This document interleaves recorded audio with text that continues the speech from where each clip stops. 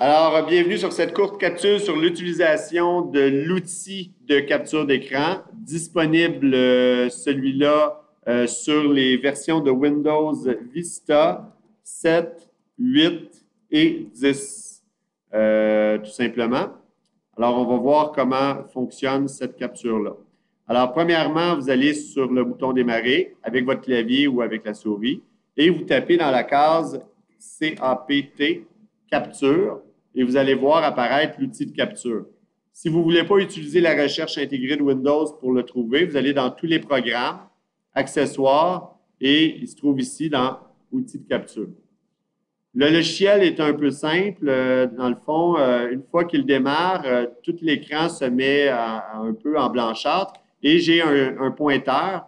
Et avec ce pointeur-là, je suis invité à aller chercher une section de l'écran. Donc, mettons que je prends le coin supérieur gauche de mon furteur, je vais chercher ça. Et une fois que j'ai vraiment la section qui m'intéresse, à ce moment-là, je lâche et là, j'embarque dans un petit logiciel qui me permet d'éditer l'image avant de soit l'enregistrer ou de la copier dans le presse-papier.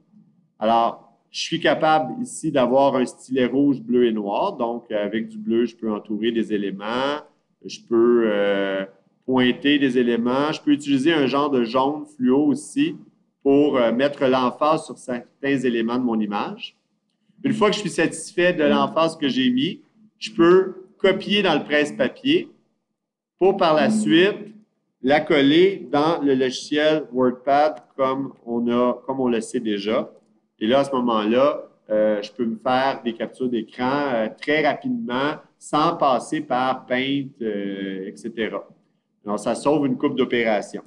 C'est possible aussi, à partir du même outil, de sauvegarder notre image et d'en faire un PNG carrément pour utilisation ultérieure. Donc, c'est possible de le faire directement à partir du même outil.